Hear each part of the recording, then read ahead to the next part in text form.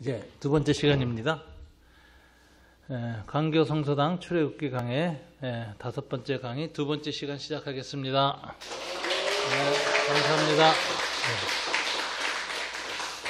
오늘의 본문은 이제 17장입니다. 어저께 아까 말씀드린 것처럼 15장, 16장에서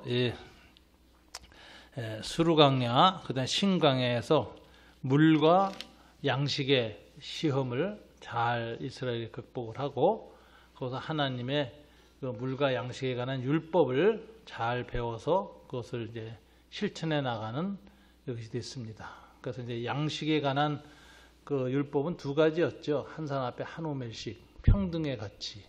두 번째는 안식일 가치, 하나님의 말씀 앞에서 인간의 법칙, 경험칙, 과학적 법칙, 철학적 법칙, 그런 걸 다 상대화하는 신앙. 이것이 이제 하나님 앞에 훈련을 받은 겁니다. 그래서 이제 17장으로 넘어가면 이제 이스라엘 백성이 이제 두 번째 사건이 나오는데, 신강야에서 떠나 17장 2절 이렇게 되어 있습니다. 백성이 르비딤이라는 곳에 이제 장막을 쳤는데, 르비딤의 문제가 뭐냐? 물이 없어요. 여기서 또. 그래서 이제 마사에서의 물은 해결했는데 르비딤에서 또 문제가 생깁니다. 그래서 2절에 보니까 백성이 모세와 다투어 이르되 우리에게 물을 주어 마시게 하라. 모세가 그들에게 이르되 너희가 어찌하여 나와 다투느냐? 너희가 어찌하여 여호와를 시험하느냐? 하나님을 직접 시험하지 못하고 하나님의 대리인 성격을 띠고 있는 상징적 인물인 모세와 다투는 거죠. 그러니까 이것을 갖다가 하나님 시험하는 것으로 봅니다. 거기서 백성이 목이 말라 물을 찾으매 그들이 모세에 대하여 원망하여 이르되 당신이 어찌하여 우리를 애굽에서 인도하여 내어서 우리와 우리 자손과 우리 가축이 목말라 죽게 하느냐. 항상 이스라엘 백성은 이제 욕망을 채우지 못하면 왜 출애굽 시켰느냐. 그래가지고 출애굽의 놀라운 일을 체험하고도 그 가치를 이제 부인합니다. 항상 그 신앙의, 하나님의 구원의 신앙의 가치를 사람들은 언제 부인하냐면 먹고 사는 문제로 부인해요. 모든 시험이 그런 거예요. 먹고 사는 문제로 신앙 양심 저버리는 경우가 많죠. 이런 케이스입니다. 이제 모세가 똑같이 여호와께 부르짖었습니다. 그러면서 지금은 저들이 이제 아주 흉흉해져서 조금만 있으면 내게 돌을 던지겠습니다. 그러니까 하나님이 이제 5절에서 다시 이스라엘 장로들을 데리고 나일강을 치던 네 지팡이를 손에 짚고 가라. 그러고선 이제 6절에 내가 호렙산에 있는 그 반석이 거기서 내 앞에 서리니 너는 그 반석을 치라. 그것은 물이 나오리라. 백성이 마시리라. 모세가 이스라엘 장로들의 목전에서 그대로 행하니라. 그랬는데 여기서 호렙산에는 반석 위에서 내 앞에 서겠다. 하나님이 그러는데 이 반석은 이제 하나님이 임재한 장소니까 지성소가 되는 게 광야 성소라 그러거든요. 광야 성소가 된 거예요. 광야 성소에 이제 어떻게 하냐? 지팡이로 치라 그래요. 나중에 이제 그 40년 후에 똑같은 일이 또 생기는데 그때는 하나님이 지팡이로 치라 그러지 않고 지팡이로 가리키라 그래요. 똑같은 사건의 두 버전 중에 차이가 그거예요. 치는 것은 더 아주 강렬한 그 하나님의 역사심을 드러내는 방식인데, 가르치는 것은 훨씬 더 하나님을 더 강조하죠. 치는 게 효과가 있는 게 아니라 가르쳤을 때 반석에서 물이 나오는 거거든요. 그런데 이제 모세가 마지막에는 가르치라 그랬는데 두 번이나 쳐버려요. 그래서 물이 나오긴 나왔는데 그것 때문에 하나님 앞에 모세가 야단을 맞습니다. 네가 내 영광을 가렸다. 그래서 이제 그 차이를 좀 여러분 염두에 두고 보시고요.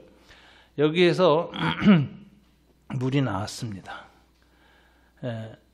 7절 그가 그것 이름을 마사 또는 무리바라 불렀으니 이는 이스라엘 자손이 다투었으며 또는 그들이 여호와를 시험하여 이르기를 여호와께서 우리 중에 계신가 안 계신가 하였습니다. 여기 이 사건의 의미는 하나님을 시험했다는 거죠. 이 시험을 했다는 것이 굉장히 위험한 사건입니다. 그래서 이 고린도전서 10장에서 이제 이 부분을 굉장히 강조하고 있는데 제가 좀 읽겠습니다. 10장 11절부터 13절인데요. 그들에게 일어난 이런 일은 본보기가 되고 또한 그 말세를 만난 우리를 깨우치기 위하여 기록하였느니라. 그런즉 선줄로 생각하지 말고 넘어질까 조심하라. 사람이 감당할 시험 밖에는 너희가 당한 것이 없나니 오직 하나님은 미쁘사 너희가 감당하지 못할 시험당을 허락지 아니하시고 시험당할 즈음에 또한 피할 길을 내서 너희를 능히 감당하게 하시느니라. 그런데 그걸 감당하지 못하고 하나님을 시험한다. 오히려 하나님을. 그래서 하나님의 시험을 감당 못하고 오히려 하나님이 계신가 안 계신가에 대한 불신앙 속에서 하나님의 임재에 대한 시험을 하는데, 그것을 이 고린도전서 사도 바울은 광야에서 하나님을 시험하다가 저들이 다 광야에서 죽었다 이렇게 얘기해요. 그러니까 광야를 40년을 말하는데 하나님을 시험하려고 했던 기간이에요. 하나님의 시험과 인간의 시험이 맞부닥쳤어요. 그래서 시험이란 단어를 가지고 광야를 보는 것이죠. 여기서 이제 이 반석에서 물이 나왔는데, 이게 이제 물이 나온 이 반석이 초대교회까지 이스라엘에게 하나의 전승이 생겼습니다. 고린도서 10장 1절에서 보면은 반석을 예수 그리스도라고 얘기했고요. 그리고 10장 4절에서 묘한 말을 합니다. 다 같은 신령한 음료를 마셨으니 이는 그들을 따르는 신령한 반석으로부터 마셨으며 그 반석은 곧 그리스도시라. 이 반석이 그리스도를 상징하는데 신령한 반석인데 따르는 이라고 해서 그들을 따르는. 그래서 이스라엘 전승은 우리가 이해할 수 없는 전승이 하나 붙었어요. 왜냐하면 이스라엘 백성이 40년 동안 광야를 여행할 때 이 호렙산 반석이 따라왔다는 거예요. 그리고 계속 물을 냈다는 거예요. 그래서 광야 중에 200만 명이 계속 물 먹으면서 갔다. 이런 전승이 붙어 있어요. 근데 이것은 출애굽기 모세의 기록에는 안 나옵니다. 그런데 신약 성경에 바울의 글에 나와요. 바울의 글에도 면류하게 안 나오고 그런 전승이 있다는 것을 암시만 하고 지나갔어요. 그래서 이거는 뭐냐면은 유대인들의 그런 일종의 반석 사건을 가지고 그런 전승, 신화 같은 전승이 좀 나중에 형성된 게 아니냐. 나중에 유대인 전승으로 봅니다. 그래서 여러분, 모세가 유대인 전승을 그냥 인용한 것이다. 바울이 이렇게 보죠. 그래서 그들을 따르는 반석으로부터 이런 표현을 썼어요. 이거 굉장히 성경적으로 난제 기절입니다. 저 같은 경우는 그냥 이것은 유대 전승을 그냥 인용한 것일 뿐 이것을 실제로 보기 어렵다. 이렇게 저는 보는 입장인데 많은 주석가들이 그렇게 봅니다. 자, 이 신령한 반석. 자, 이렇게 해서 물 문제를 했는데 이제 그곳의 이름이 그들이 여호와를 시험하여 이르기를 여호와께서 우리 중에 계신가 안 계신가 하였기 때문에 그것을 시험이라는 뜻을 가진 싸웠다는 뜻을 가진 마사 혹은 무리바라고 불러서 이 광야 성소, 물이 나온 이 반석을 광야 성소라고 해요. 하나님의 임재의 장소. 그곳에 갖는 메시지가 시험입니다. 이것을 딱 하나 했고, 요하고 비슷한 사건이 이제 연이어서 나와요. 8절 이후에 보면 아멜렉 족속이 와서 이스라엘과 싸우는 사건이에요. 르비딤에서 전쟁이 붙습니다. 자, 이 전쟁을 어떻게 하죠? 여호수아는 모세가 말한 대로 나가서 진영을 갖추고 싸우는데 모세는 어떻게 하죠? 산에 올라가서 그 지팡이, 방금 전에 호렙산 반석을 쳐서 물이 나게 된 지팡이를 들고 씁니다. 그래 놓고 아론과 홀이 11절에 보면 모세의 손을 양쪽에서 들어줍니다. 모세의 손이 올라가면 이스라엘 자손이 이기고 손이 내리면 아멜렉 자손이 이겨요. 그렇기 때문에 둘이 붙어서 모세의 팔이 힘들어서 내려오지 않도록 갖다 붙였어요. 그래서 12절에 보니까 한 사람은 이쪽에서 한 사람은 저쪽에서 모세의 손을 붙들어 올렸더니 그 손이 해가 지도록 내려오지 아니하고 그 결과로 여호수아가 칼날로 아멜렉과 그 백성을 쳐서 무찌르니라 이렇게 했어요.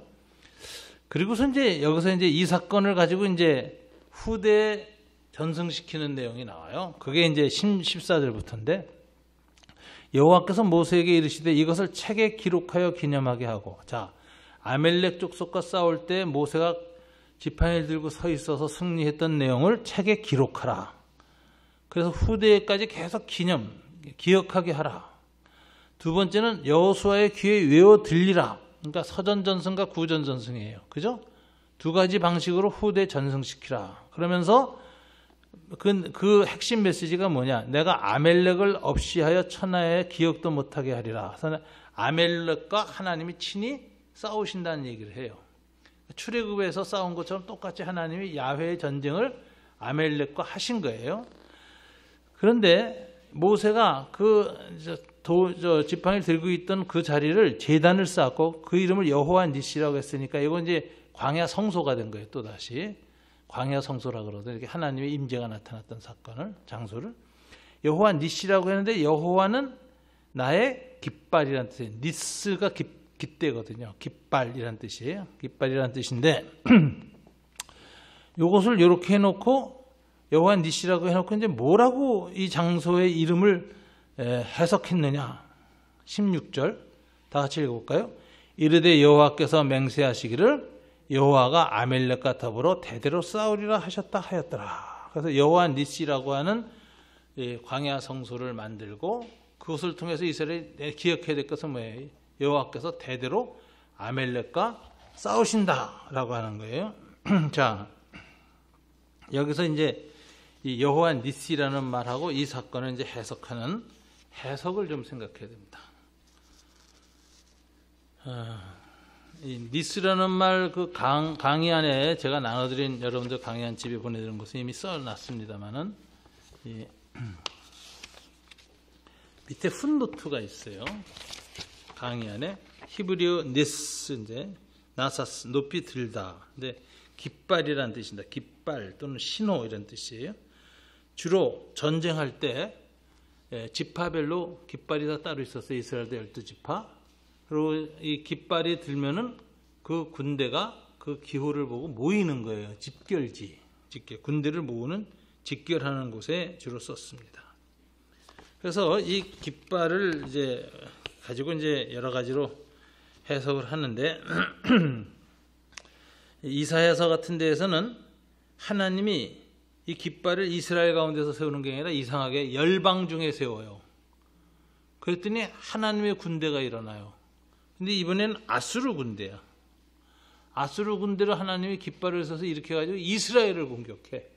그래서 북이스라엘이 멸망당해요. 하나님 심판하실 때 이야기를 이사야가 그렇게 멸망합니다. 예레미야는 이렇게 말했어요. 그 51장 27절에 보니까 땅에 길을 세우며 열방 중에 나팔을 불어서 열국을 예비시켜 그를 치게 하라. 하나님이 바벨론을 들어서 남유다를 심판할 때도 이 깃발을 세우고 이런 나팔을 불어 이렇게 깃발을 세우고 나팔을 불어 이렇게 돼 있어요. 그래서 이 깃발이라는 건 하나님의 군대를 일으키는 방식, 하나님의 도구가 되는 야훼의 군대를 이방 중에서나 이스라엘 안에서 일으키는 독특한 방식으로 깃발을 썼는데 이 깃발이라는 용어를 기독론으로 사용한 것은 이사야 선지자입니다. 이사야 선지자가 이사야서 11장 10절에 이렇게 말해요. 그날에 이새의 뿌리에서 한 싹이 나서, 이새의 뿌리는 다윗의 아버지잖아요. 그 뿌리에서 한 싹이 나서, 그러니까 이제 다윗의 후손으로 새로운 메시아가 올 것을 내다보는 메시아 예언입니다. 예수 그리스도를 예언하는 내용인데 거기서 한 싹이 나서 뭐를 할 것이냐 이렇게 돼서 만민의 기호로 설 것이요. 이게 만민의 니스로 설 것이요. 깃대로 설 것이요 라는 뜻이. 그러면 열방이 그에게로 돌아오리요. 온 땅에서 하나님의 백성들이 그에게로 모여들 것이야. 그 거한 곳이 영화로우리라. 그래서 만민의 깃대로 쓴 것이 뭐예요? 십자가가 되고 이 십자가를 향해서 온 열방에서 하나님의 백성들이 민족에 상관없이 다 구원받은 백성이 모여들 것을 이사야가 예언했다. 이게 니스예요. 이 니스라는 단어가 제일 먼저 나온 게 오늘 본문이야. 그래서 이 모세가 지팡이를 이렇게 들었는데 지팡이가 니스가 된 거예요. 지팡이가. 그래서 하나님 앞에서 이렇게 들고 있잖아요.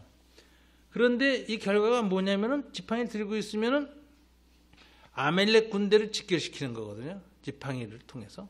하나님을 향하여 지팡이를 들어요. 그럼 이 아멜렉 군대가 누구와 싸우는 거죠? 하나님을 대적하는 거예요. 그럼 하나님이 아멜렉 군대를 쳐서 물리치는 거예요.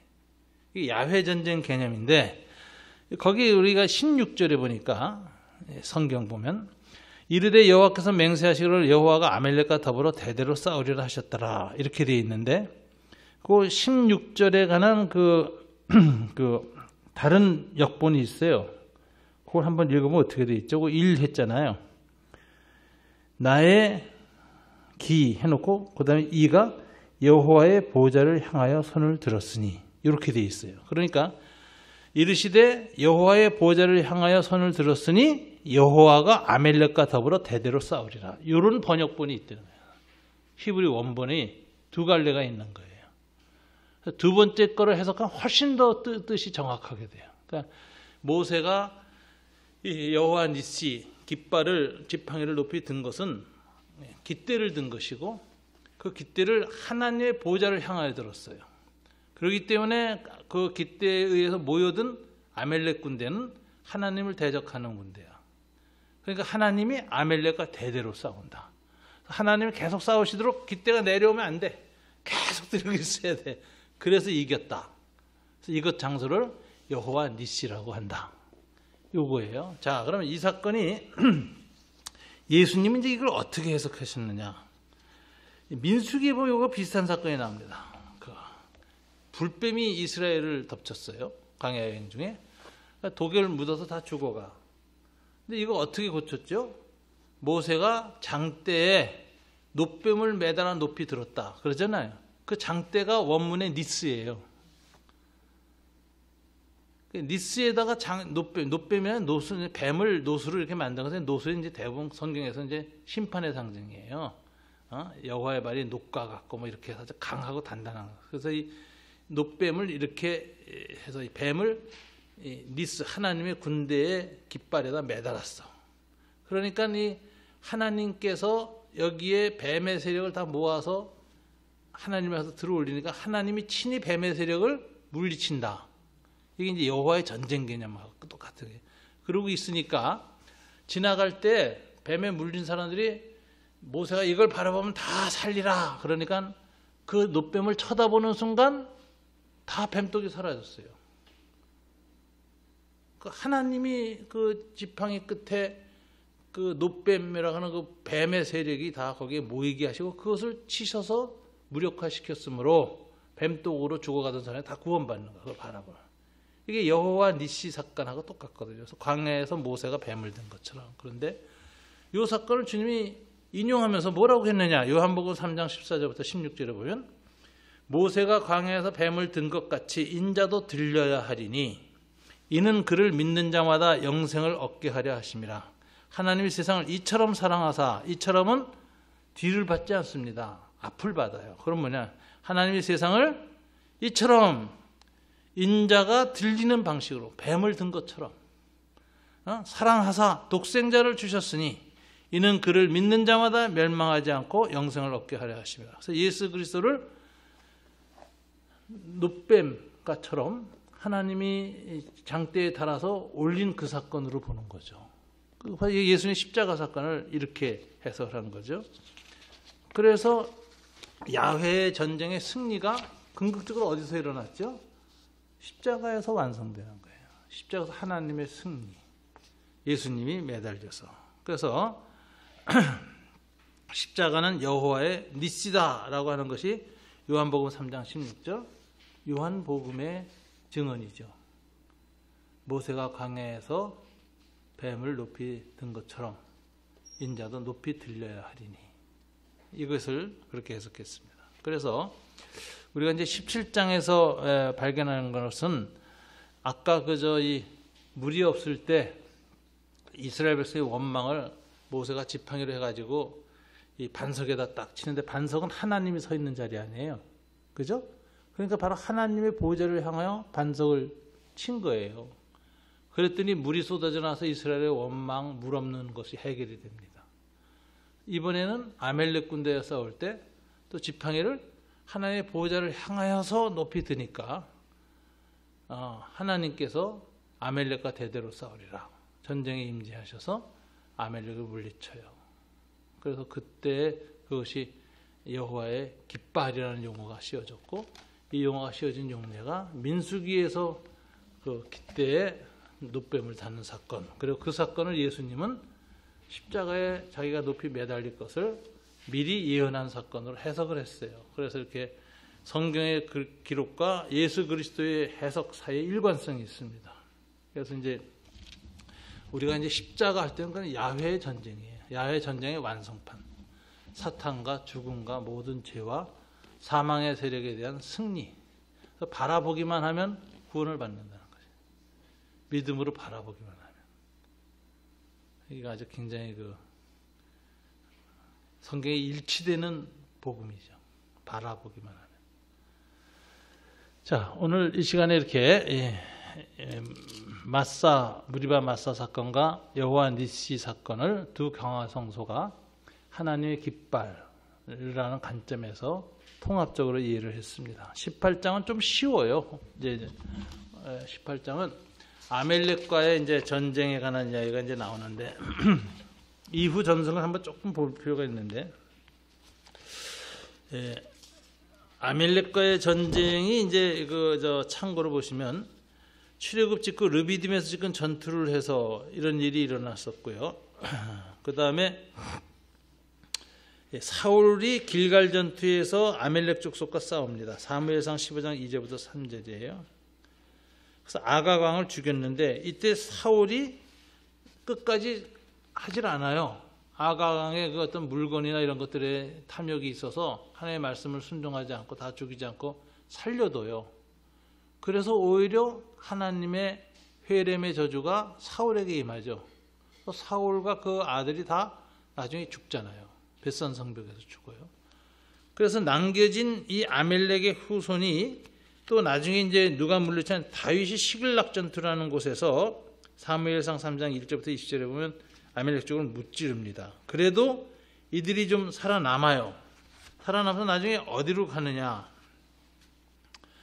남유다의 히스기야 왕 때의 역대상 4장 42절부터 43절에 보면은 시므온 자손 중에 500명이 바로 세일산에 피신하고 살아난 아멜렉 사람들을 쳐서 이제 그 땅을 빼앗고 거주하게 되는데, 이때 또 살아남은 아멜렉 사람들이 페르시아 시대에 살아남아요.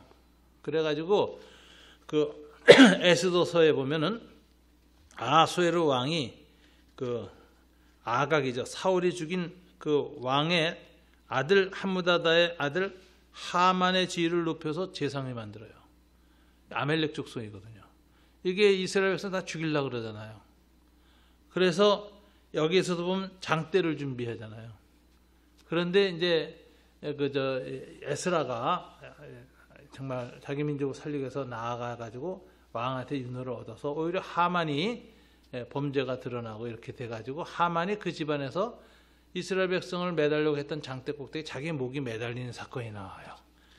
이 사건도 말하자면 이 여호와 니시 사건의 역사적인 흐름입니다.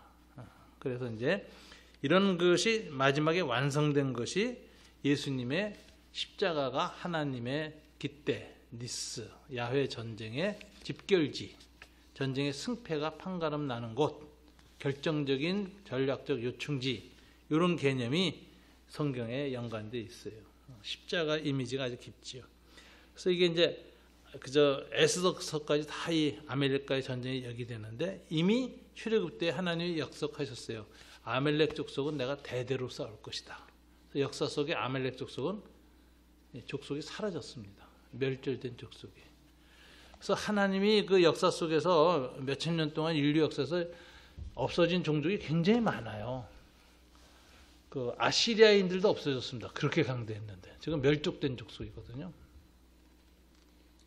근데 참 신기한 건 우리 한민족은 살아남았어요. 그래서 제가 보기에 한민족이 좀 착했던 것 같아요. 하나님 보시기에. 그래도 그 멸절을 안 당한 민족 중에 하나. 가나안 7족속 다 멸절당했잖아요. 그래서 아주 간악한 민족들은 하나님의 역사 안에서 멸족을 시키는데 우리는 좀 착했나 봐요. 그래도 지금까지 잘 남아서. 자, 미디안 동맹 얘기가 18장에 나오는데 이거 좀 간단한 얘기라서 금방 끝낼 수 있습니다. 자, 모세의 장인이고 미디안 제사장 이드로가 나타나는데, 미디안은 어디 사람이냐 보면은 이 이스라엘의 그 역사를 이렇게 그림을 보니 지도가 나와요. 12-1에 지도가 나오죠.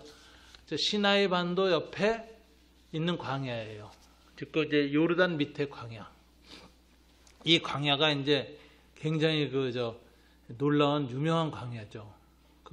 거기가 이제 미디안 족속이 있는 것인데, 지난번 이스라엘 갔을 때 저 밑에 그 붉은색 사막 갔었죠. 이름이 뭐죠? 그거 내 이름 잊어버렸네. 와디람. 와디람이 요즘 전 세계적에서 가장 가고 싶은 관광지입니다. 그다음에 와디람에 우리는 하루 묵고 왔는데, 와디람을 열흘씩 가는 사람들이 있어요. 와디람 안쪽도 우리는 이제 외곽만 보고 왔는데 안쪽도 깊이 낙타 타고 들어가거든요. 들어가는데 그 와디람은 여러분들이 그 마션이라고 하는 화성에서 그 맷 데이먼이 혼자 살아남아서 식물 키우고 하고 하는 장면 나와요. 화성 그 영화를 찍은 장소예요.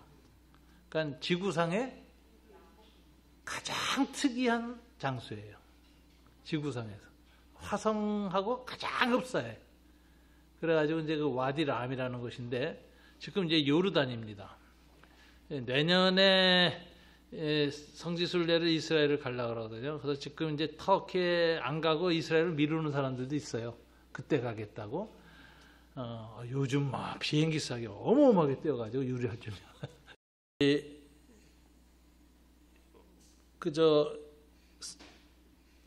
와디람 밑쪽에 있는 그 광야가 미디안 광야예요.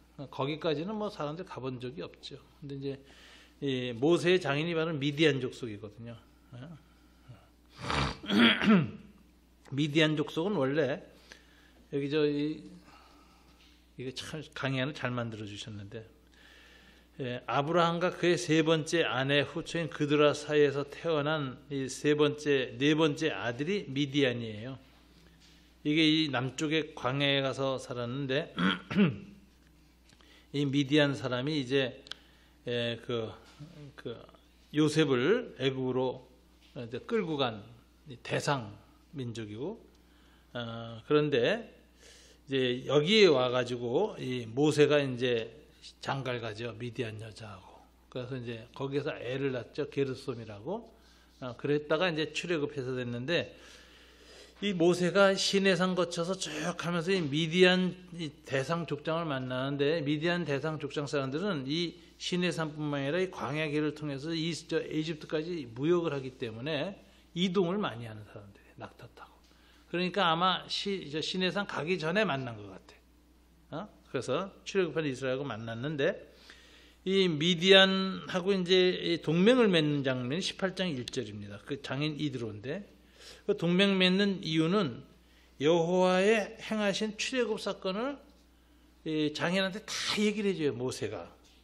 그래서 18장에 나가면 장인을 맞이해서 얘기하는 것이에요. 자, 8절입니다. 모세가 여호와께서 이스라엘을 위하여 바로와 애굽 사람에게 행하신 모든 일들과 길에서 그들이 당한 모든 고난과 여호와께서 그들을 구원하신 일을 다 그 장인에게 말하매, 이드로가 여호와께서 이스라엘에게 큰 은혜를 베푸사 애굽 사람의 손에서 구원하심을 기뻐하며 이드로가 이르되, 여호와를 찬송하리로다. 너희를 애굽 사람의 손에서 바로의 손에서 건져내고 백성을 애굽 사람의 손 아래에서 건지셨도다. 이제 내가 알았도다. 여호와는 모든 신보다 크심으로 이스라엘에게 교만하게 행하는 그들을 이기셨도다 하고, 모세의 장인 이드로가 번제물과 희생제물을 하나님께 가져오매 아론과 이스라엘 모든 장로가 와서 모세의 장인과 함께 하나님 앞에서 떡을 먹으니라. 이거는 언약을 맺는 장면이죠. 전형적으로. 그리고 미디안 족속이 여호와 하나님을 받아들입니다. 그리고 이 사람들이 나중에 가나안 땅에 들어갔을 때도 따라 들어와요. 미디안 족속이 가나안 땅에. 그런데 놀라운 일은 이들은 가나안 땅에서 이스라엘 백성은 12지파로 다 땅을 나눠받고 농사꾼이 되잖아요. 근데 이 미디안 족속은 계속해서 유목민, 노매딕이에요. 가나안 땅에 정착 안 해요. 그래서 옛날 모세와 가졌던 그 언약을 그대로 지켜요. 그래서 나중에 이제 예레미야에서 보면 미디안 족속의 그 후손을 높여요, 하나님이. 너희는 오히려 타락했는데 저들은 오히려 여호와를 섬겼다. 그래가지고 하나님이 타락한 이스라엘에 대해서 교훈을 줄 때 미디안 후손을 씁니다. 이럴 정도로 이들은 이 아주 언약을 신실하게 끝까지 지킨 백성이에요. 그래서 이제 야훼의 백성으로 편입되는 이야기입니다. 이것이 나오고 13장 언약을 맺은 다음 이후부터는 무슨 일이 생기느냐? 모세가 시내산에서 백성을 갖다가 이제 율법을 가르치는데 혼자서 너무 힘든 거예요. 그러니까 이제 이드로가 경험이 많아가지고 족장 출신이니까 이제 충고를 줍니다. 21절. 너는 온 백성 가운데서 능력 있는 사람들 곧 하나님을 두려워하며 진실하며 불의한 이익을 미워하는 자를 세워서 백성이여 세워 천부장과 백부장과 50부장과 10부장을 삼아 그들이 때를 따라 백성을 재판하게 하라. 큰 일은 모두 내게 가져갈 것이요 작은 일은 모두 그들이 스스로 재판할 것이니 그러므로 그들이 너희와 함께 담당할 것인즉 일이 내게 쉬우리라. 여기서 이제 이스라엘의 공동체가 전투 공동체로서 이제 군인 중심으로 짜여져 있었는데 이제 첫 번째 10부장, 50부장, 100부장, 1000부장 이런 식으로 이제 위기가 딱 세워집니다. 그 전까지는 이런 위기가 없었던 것 같아요. 12지파별로 그냥 지파 사령관에 의해서 그냥 막 이렇게 싸우고 했던 것 같아요. 근데 이제 딱 군대 조직으로 되어져 있고, 그 다음에 이 사람들이 군대 조직만 아니라 판관들, 재판관 역할을 해요. 하나의 율법을 진행하나 아니나. 그러니까 군사재판관 같은 거죠. 그래서 질서를 지키는 거예요. 그래서 이것을 이제 이들을 통해서 배워가지고 지키는데, 이것을 이제 받아들여서 이스라엘 백성이 최초로 판관 공동체, 즉 재판관 중심으로 이루어진 공동체가 돼요. 이게 굉장히 중요한 경험인데, 이스라엘은 초기 국가를 형성하기 전부터 그 민족이 12지파가 출애굽한 이후에 제일 처음으로 행정체제를 뭐로 배웠느냐? 율법을 통해서 세워집니다. 율법 지도체제예요. 이게 세계적으로 참 드문 일이죠. 어느 나라든지 국가의 초기 행정 조직을 군사 조직으로 하는 거는 이제 제국에서 많이 나타나는 거고, 군사 조직이 아니라 이 판관, 판사들 중심으로 해서 조직을 짠다. 이건 굉장히 드문 일입니다. 국가 형성에 이런 일이 없어요. 이게 이시조선만이 그랬다니까. 이시조선은 딱 이성계가 군인으로서 정권을 장악했지만 온 백성의 통치를 뭐로 했죠? 유교 사상으로 했고, 유교 경전을 아는 사람들이 모든 지방의 재판관이 되고 유교 사상으로 치리를 합니다. 그래서 이게 소위 여러분 16세기가요. 서양 역사에서 언제냐면 이제 르네상스 막 들어왔어요. 그리고서 이제 왕권 신수설을 했던 사람들이 이제 깨지면서 시민 정부론 요게 깨어서 이제 계몽주의가 막 일어날 때예요. 그래서 이제 잔자크 루소라든가 뭐 존 럭크 이런 사람들이 이제 국민 주권론 뭐 이런 거 나오기 시작할 때 이게 15세기, 16세기거든요. 그런데 우리나라는 아시아에서 유일하게 왕이 통치하지 않고 신민이 통치하는 국가 체제를 유교에서 만듭니다. 이게 정도전의 사상이죠. 그래서 왕은 군림만 하지 직접 통치 않는다. 삼사제도, 의정부, 지금 말하자면 국무내각제예요. 이원집정부죠. 왕은 통치만 하고 백성들 모든 것은 왕이 결제 안 해. 의정부에서 관리들이 다 결제하는 거예요. 그러니 관리들의 이 통치 이념은 뭐냐? 유교 집단이에요. 유교 집단. 경전, 노노, 맹자를 읽고 그 철학과 그 가치를 추구하는 사람들이야. 근데 왕도 칼을 가졌고 왕권을 가졌지만 그걸 벗어나지 않기 위해서 왕도 어렸을 때부터 신하들이 유교로 가르쳐요. 그리고 왕이 된 후에도 뭐 세종 같은 경우는 그렇죠. 신하들하고 경연이라는 거 합니다. 일주일에 한 번씩 공자, 맹자 공부를 해요. 유교 철학을 논해요. 그래서 소위 철인 정치를 처음 한 국가가 아시아에서 우리나라예요. 이거는 유럽에 없어요. 16세기에 이데올로기 통치한 나라가 없다니까 전 세계에. 조선만 그랬어. 조선만. 이게 우리가 너무 조선 역사를 우습게 봐서 그렇지 세계사하고 비교하면 이건 놀라운 일입니다. 그 다음에 경전 통치를 한 데다가 전 국민에게 언어를 읽혀서 대통령의 포고문을 다 중간에 해독하지 않고 알 수 있게끔 훈민정음을 창제해가지고 주권이 국민한테 가도록 그렇게 의사소통 구조를 만든 거예요. 이게 16세기에 했다는 게 말이 됩니까, 이거? 왜냐하면 청나라가 18세기에 세워지잖아요. 명나라를 16세기부터 18세기 사이에서 무너뜨리고 청나라가 만주족이 들어갔는데 만주족이 가장 탁월한 개혁군주들이 나옵니다. 그래서 만주족이 소수민족인데 한족을 점령했는데 소수민족이 거대한 한족을 지배하려고 하니까 군부대만 8기군만 만주족한테 맡기고 모든 학사들이나 행정관료를 전부 한인을 써요. 재상도 한인을 쓰고. 그래서 건능 황제라든가 이런 사람들이 세계의 명군이 되잖아요. 그리고 그때가 르네상스가 들어와요. 이제 청나라 때. 그게 18세기 르네상스라고 그러거든요. 근데 18세기 르네상스가 들어오는데 우리나라도 18세기 르네상스가 정조 때 들어와요. 정조 때. 정조 때 들어오는 거예요. 그래서 정조의 화성의 건축이 18세기 르네상스의 대표적인 거죠. 벽돌로 지었잖아요. 그 전까지는 큰 돌을 짓습니다. 큰 돌로 단단하게 하는데 그렇게 되면은 그 전까지는 전쟁하기에 능했는데 대포가 발병되면서 청나라 때부터 대포를 썼거든요. 대포가 발명되면 대포로 때리면 큰 돌이 한꺼번에 빠져나가면 다 무너져. 그래서 벽돌로 쌓는 거예요. 벽돌로. 대포로 때려도 그 부분만 팍 날아가고 안 무너져요. 그래서 가장 근대 건축, 전 세계에서 근대 건축으로 유명한 게 화성 건축이거든요. 그러니까 대포 싸움을 막아낼 수 있는 성을 만들었단 말이에요. 이게 소위 아시아의 계몽주의, 이게 굉장한 거죠. 그때 정조 때 실학이 들어오잖아요. 그리고 정조 때 마테오 레치가 쓴 천주시리가 들어오잖아요.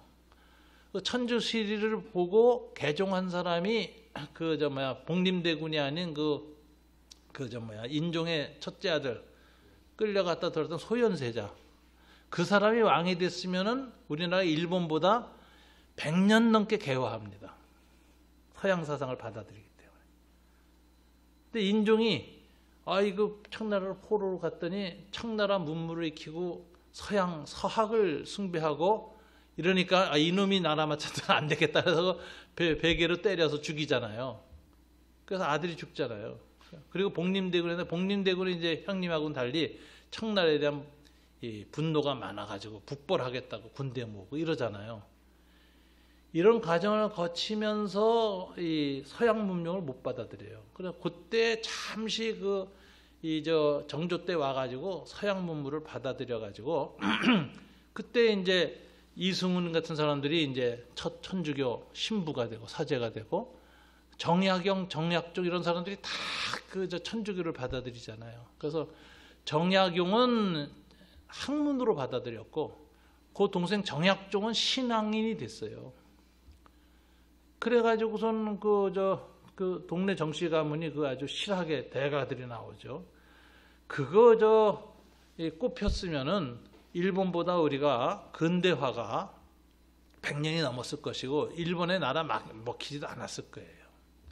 근데 참 역사라는 게 그렇게 안 돼가지고 일본은 명치유신하고 우리는 100년 후에 바로 그냥 일본한테 당하고 근대화 과정에 100년이 늦어졌죠. 근데 우리나라의 조선 역사 이렇게 보면요, 동아시아에서 이렇게 찬란한 이 문화 유산 정신을 가진 나라가 없었어요. 이게 독특해요.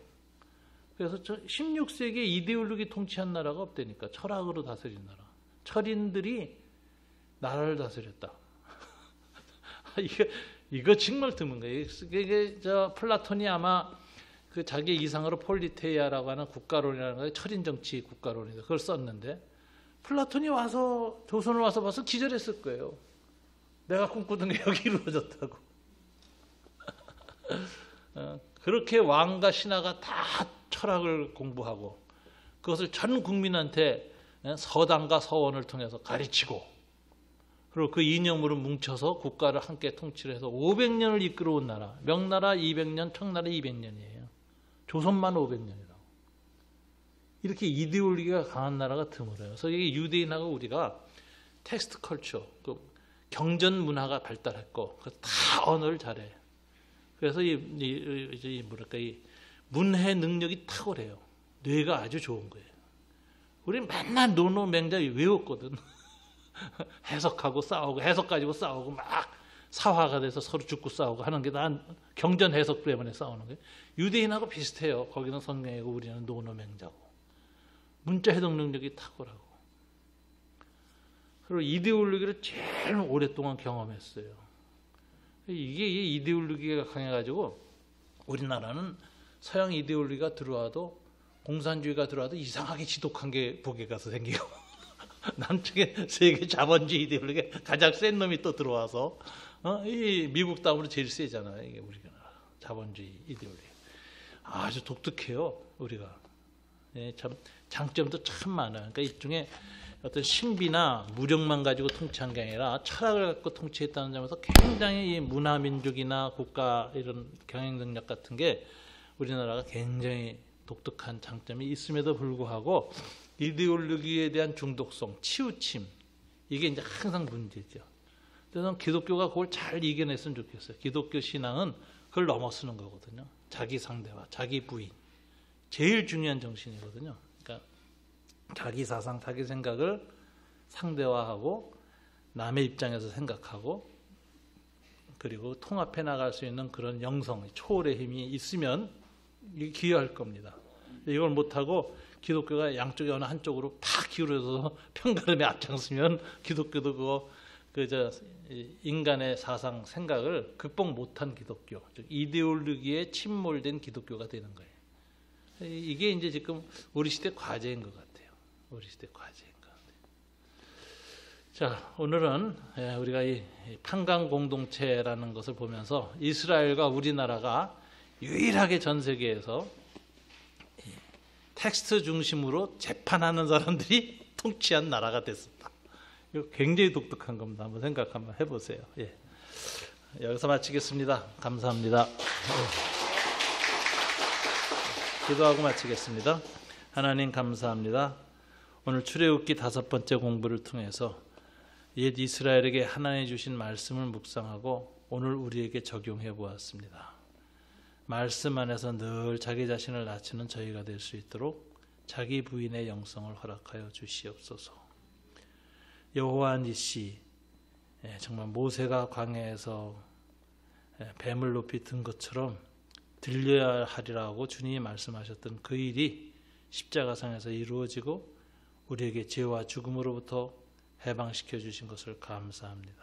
예수님 이름으로 기도드립니다. 아멘. 감사합니다. 예.